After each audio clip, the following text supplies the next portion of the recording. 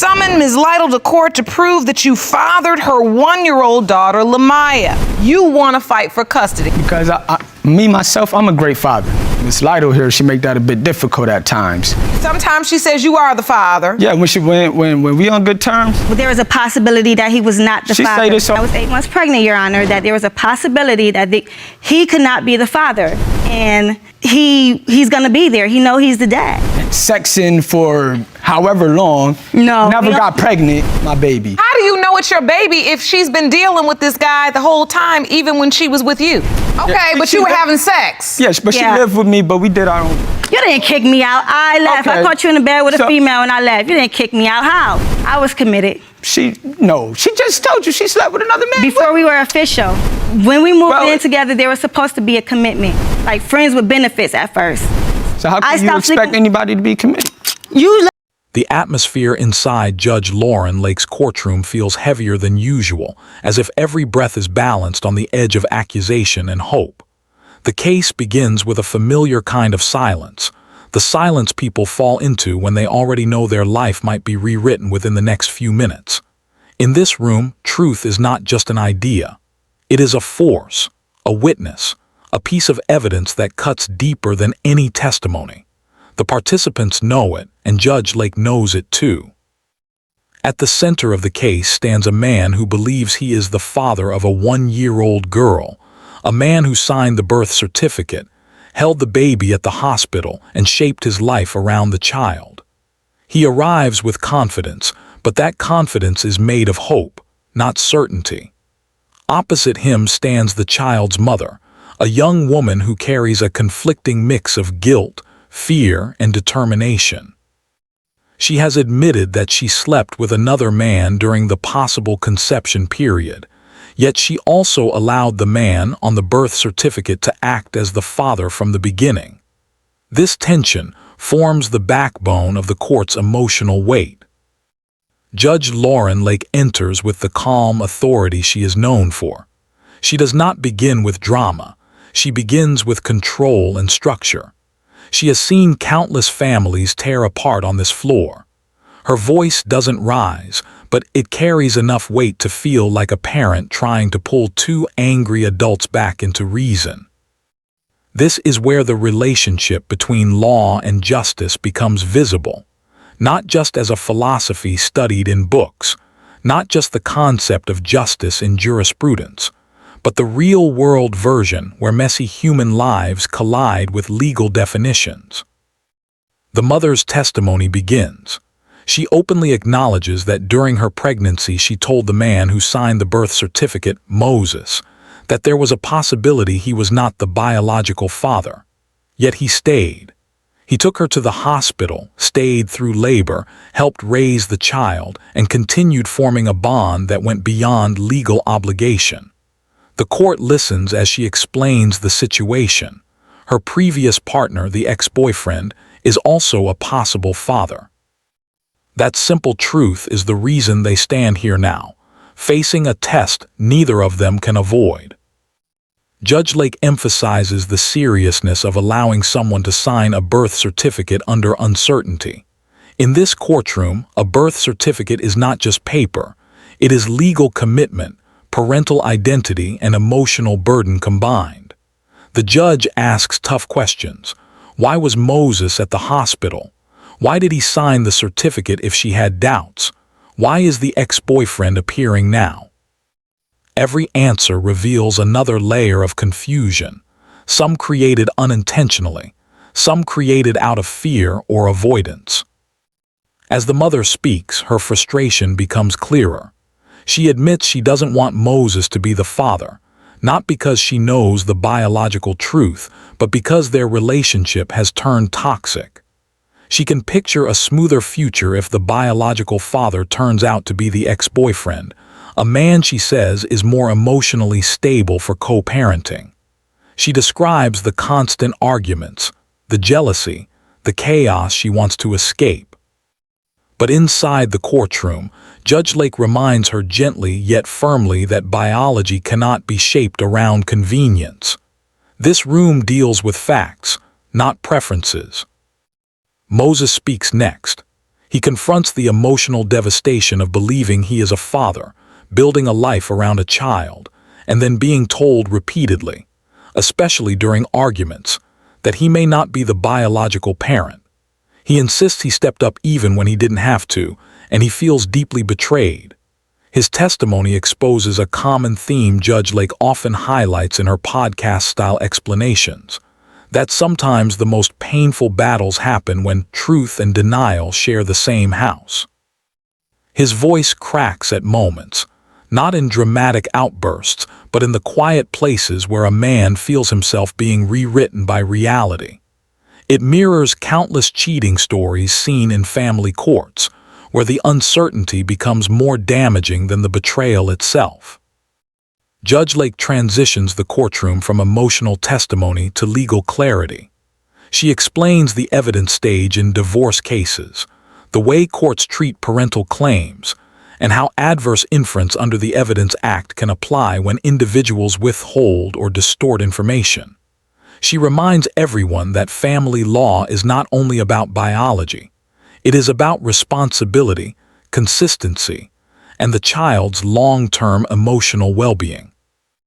These words feel like they come straight from a carefully structured legal podcast, similar to the Game-Changing Attorney podcast or Truth Changes Everything podcast, where she breaks down legal principles into human language.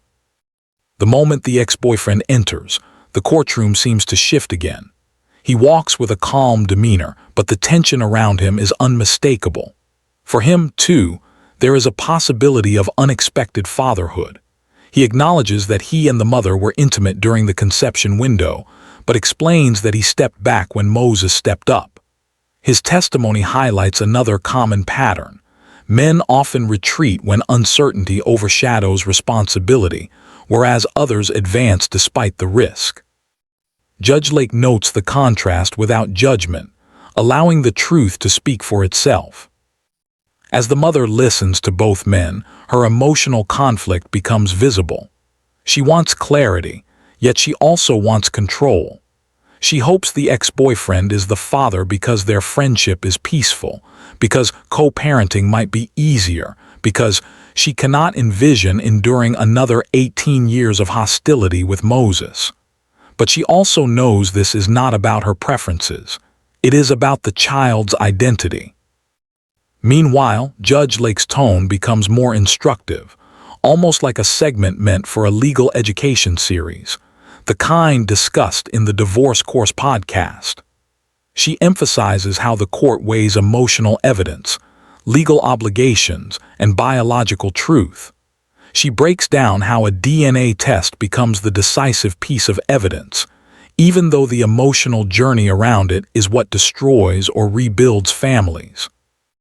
As the judge summarizes the testimonies, the courtroom feels like a space holding three parallel truths: the truth of biology, the truth of responsibility, the truth of emotional consequences. All three are necessary in family law, and all three must be confronted before any healing begins. Judge Lake's approach reflects the capacity of the justice system to be both firm and compassionate, a balance rarely achieved but desperately needed. When the DNA envelope arrives, the courtroom holds its breath. Every face carries a different fear. Moses fears losing the child he loves. The mother fears a future of struggle. The ex-boyfriend fears sudden responsibility. And the audience fears witnessing a heartbreak they cannot help fix. The judge opens the envelope with the same composure she has maintained throughout the hearing. She reads the results clearly, without hesitation, because the truth must be delivered plainly. The results reveal that Moses is not the father. The reaction is immediate but quiet. The mother shows a complicated mixture of relief and sadness. The ex-boyfriend receives confirmation of unexpected fatherhood, and Moses absorbs the news with a mixture of heartbreak and acceptance. His pain is undeniable, but he tries to remain calm. He explains that he is both relieved and devastated, relieved he will no longer endure the chaos of the relationship, but devastated to lose the child he thought was his first daughter. Judge Lake's closing remarks carry the weight of every story she has guided through her courtroom. She acknowledges the emotional bravery of each participant and the importance of honoring truth, even when painful. She reminds the courtroom that legal justice is only part of the journey, that emotional justice comes later, often through guidance, therapy, or programs like Celebrate Recovery Testimonies, where people share how painful truths shape them into stronger individuals. The case becomes a reflection of the broader themes heard in adoption stories, child support battles, Supreme Court-level discussions about parental rights, and countless full episodes where people face the consequences of avoided truths. Judge Lake leaves everyone with the reminder that the truth does not destroy families. Lies do. Truth exposes, corrects, and sometimes painfully redirects, but ultimately it is the only path toward stability. After the first case concludes, the courtroom does not get time to settle. The emotional air still feels thick, but family court moves fast because the need for truth does not wait for anyone's feelings to recover. Judge Lauren Lake is familiar with this rhythm. She transitions from one emotional battlefield to the next with remarkable steadiness, aware that each family carries a different version of pain, mistrust, and unanswered questions. Her courtroom becomes a place where every unresolved doubt must rise to the surface. The next case involves a young couple whose relationship has been shaped by insecurity, disappearance, suspicion, and unanswered phone calls. The mother, Miss Parker, enters the courtroom with a complex mixture of defensiveness and exhaustion. The father, Mr. Brown, walks in wearing the weight of doubt that has followed him since the child's birth. Their baby, a 6-month-old boy, is the subject of the dispute, though the child remains innocent, quietly feeding the conflict without ever knowing the turmoil surrounding his name. This case carries different emotional tones from the previous one. Instead of long-term commitment and raised children, this is a story of a relationship that started fast, became intense quickly, and then fragmented under the pressure of mistrust. Relationships like these often end up in the cheating stories category that dominate family law podcasts, social discussions, and courtroom documentaries. Judge Lake recognizes the signs immediately, patterns she has seen in many full episodes involving sudden disappearances, ambiguous timelines, and emotionally charged reunions. From the start, the mother tries to explain her side. She claims she felt smothered, trapped, unable to breathe. She describes a partner who constantly demanded proximity, someone who questioned her friendships and interpreted her need for space as a threat. She says that she got missing, not because she was cheating, but because she needed the freedom to interact with her friends without conflict. Her account sounds like a reflection of many relationship breakdowns discussed on truth-focused podcasts or the Divorce Course podcast, where emotional suffocation becomes as damaging as infidelity. However, the courtroom is not a place where emotional interpretations operate independently. Facts matter, dates matter, biology matters, and here the timeline becomes the battleground. Mr. Brown explains his doubts with rigid certainty. In his mind, the baby's birth date should reflect the timeline they shared. He studied pregnancy weeks, calculated due dates, and compared findings the way a lawyer gathers evidence for a case. It is a very relationship between law and justice moment, ordinary people turning into investigators because their hearts depend on the truth. Judge Lake listens attentively, observing how both parents describe the same events in completely different ways. She recognizes their struggle as a blend of emotional pain and factual confusion. She guides them carefully, demanding clarity, asking precise questions, ensuring the court is not pulled into emotional exaggeration. She reminds them that in legal settings, timeframes matter more than assumptions because the court cannot operate on feelings. It must operate on verified truth. The mother insists the baby arrived early due to medical complications, which explains why the dates appear off. She presents hospital records indicating premature birth, offering tangible proof that the timing is not suspicious. Yet Mr. Brown remains unconvinced, and Judge Lake understands why. When trust has been repeatedly broken, when phone calls go unanswered, when explanations arrive too late, the mind naturally fills in the blanks with suspicion. This is where Judge Lake begins explaining legal principles similar to what is discussed on the Game-Changing Attorney podcast or in episodes of court-focused podcasts. She outlines how courts handle conflicting testimonies, why timelines require medical interpretation rather than emotional reasoning, and how adverse behavior, such as disappearing without notice, can affect credibility. She does this in simple language so the couple can understand the distinction between adverse inference under the Evidence Act and personal interpretation. It is legal education delivered in real time, tailored to a couple drowning in fear and mistrust. The mother continues insisting she never cheated after the relationship began. She admits a brief involvement with another man only before meeting Mr. Brown. She explains that she told him the truth early on, clarifying that the possibility existed, but that she knew in her heart the baby belonged to him. Yet the courtroom narrative makes it clear that heart certainty does not carry legal weight. Only the DNA test can deliver the truth. As the testimonies unfold, the courtroom feels increasingly fragile. Mr. Brown expresses deep hurt. He claims he loves the mother and child deeply, but he feels confused by her sudden disappearances. His voice cracks slightly when he describes the fear of raising a child who may not biologically be his. It is the kind of fear often discussed in support communities or celebrate recovery testimonies, where people speak about the emotional cost of uncertainty, betrayal, and trauma. In front of Judge Lake, he tries to remain composed, but his eyes reveal the anxiety of a man balancing love and doubt. The mother also breaks down at moments, insisting she wants a family, not a fractured relationship filled with accusations. She admits she made mistakes, but she insists her intentions were sincere. Judge Lake notices that both individuals are more emotionally overwhelmed than dishonest. Their truth is tangled, not malicious.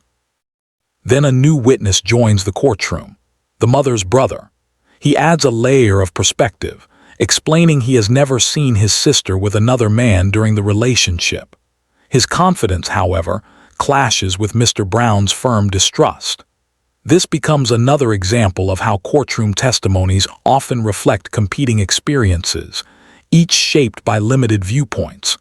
Judge Lake evaluates this input carefully, understanding that family members often defend emotionally rather than objectively. At this point, the emotional temperature rises. Arguments spill from each side about freedom, insecurity, disappearing acts, social media threats, and inconsistent communication.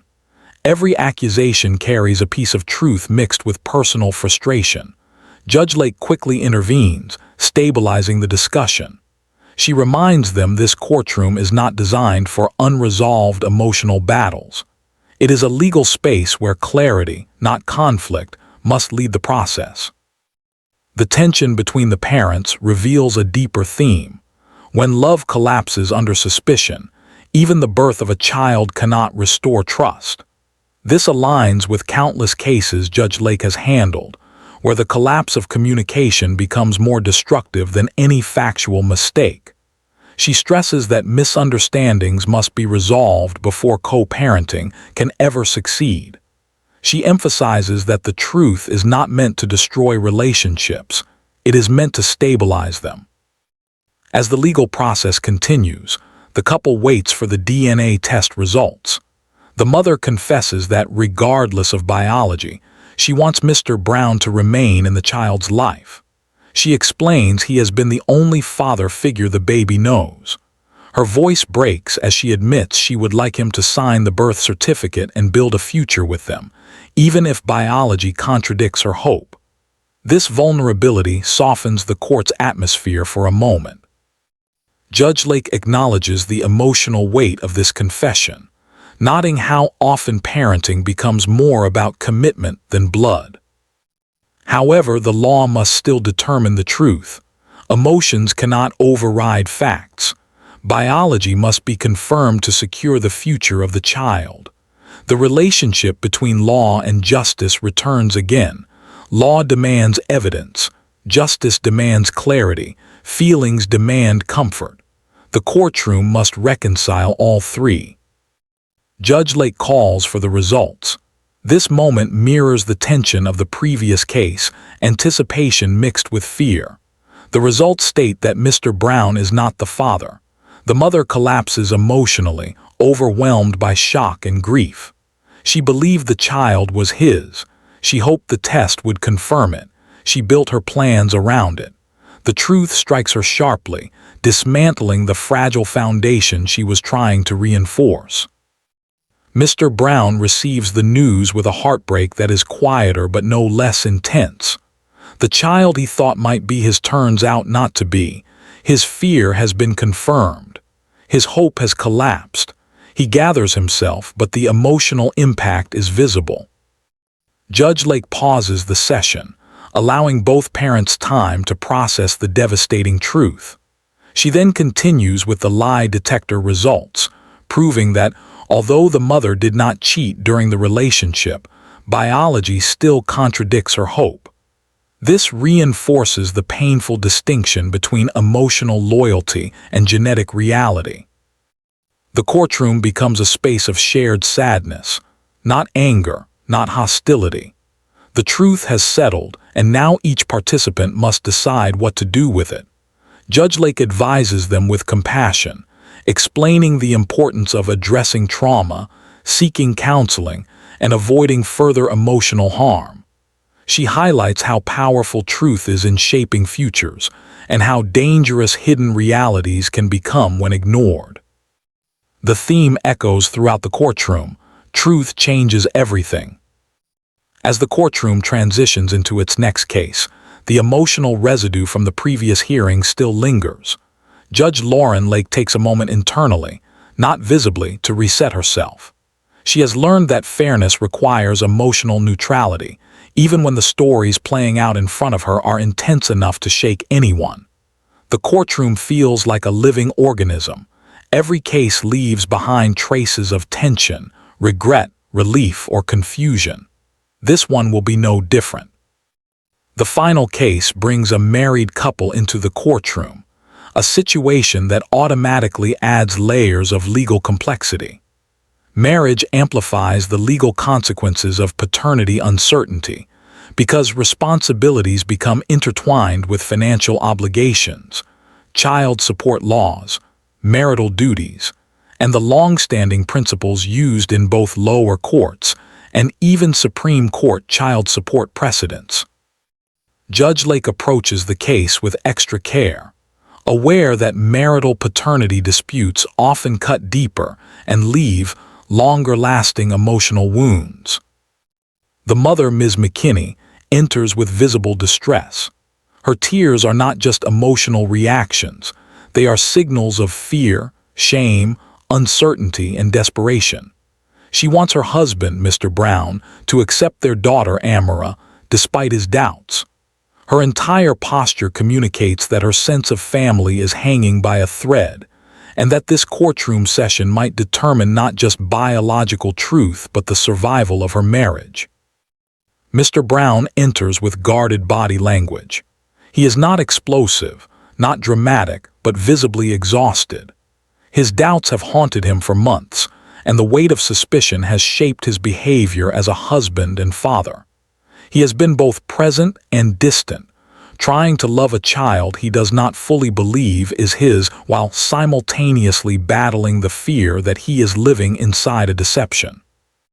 His struggle is one that often appears in truth-themed podcasts, especially those about relationships tested by DNA results.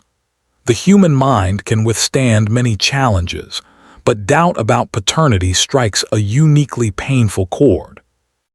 The situation escalated when Mr. Brown found a sex tape on his wife's phone, one involving another man.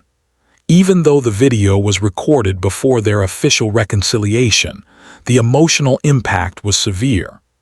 In family law terms, this moment is not just scandal.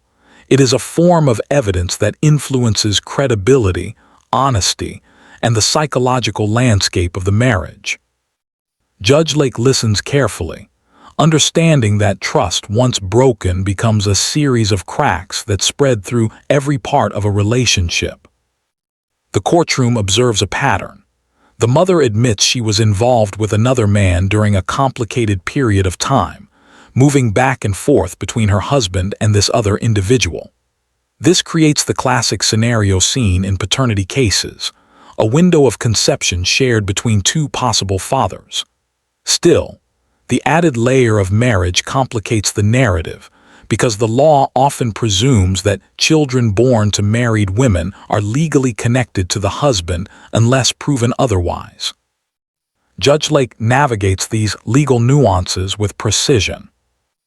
As the other man, Mr. Fowler, is introduced, the courtroom adjusts again.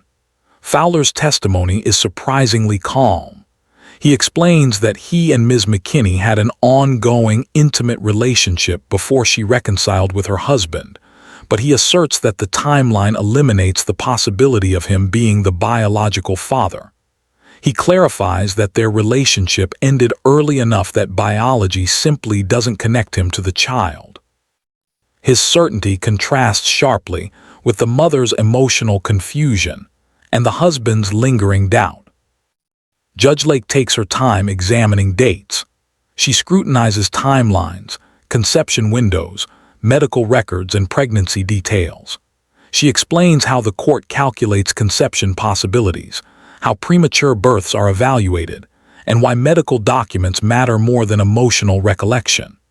This explanation serves the same educational function as many law-focused podcasts or courses, breaking down processes that seem overwhelming to people unfamiliar with family jurisprudence.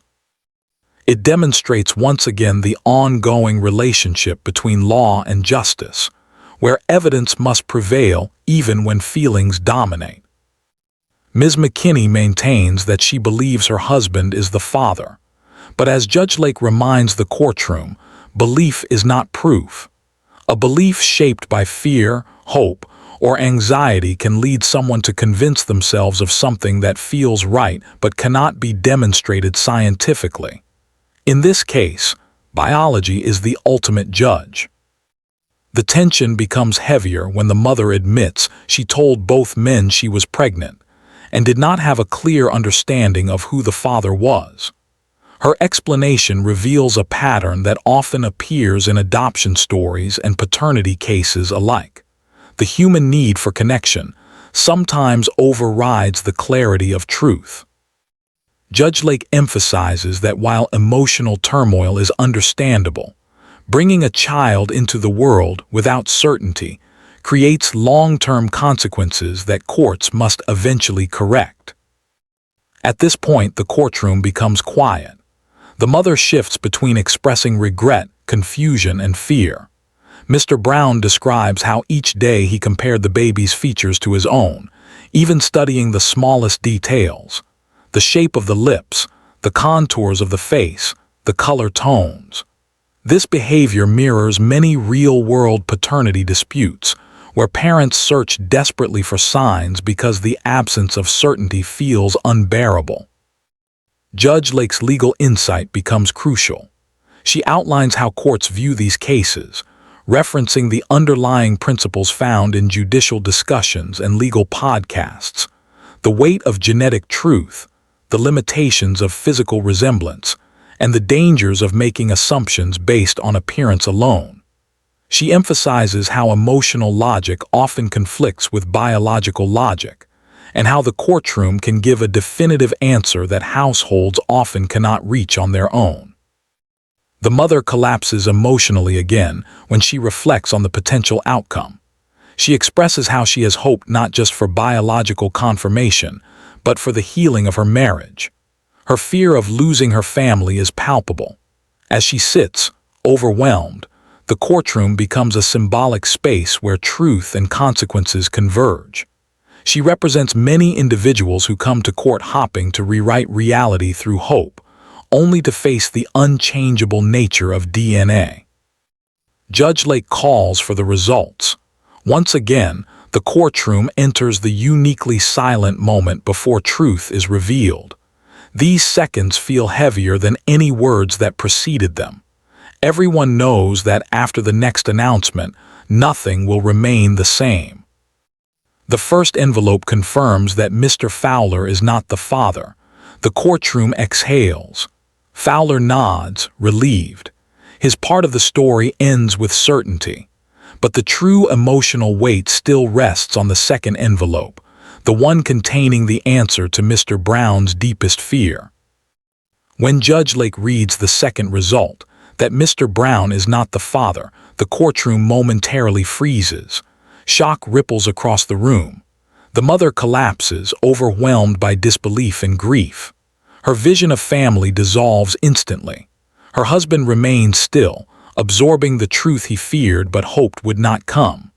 The child he loved, supported, and imagined a future with is not biologically his.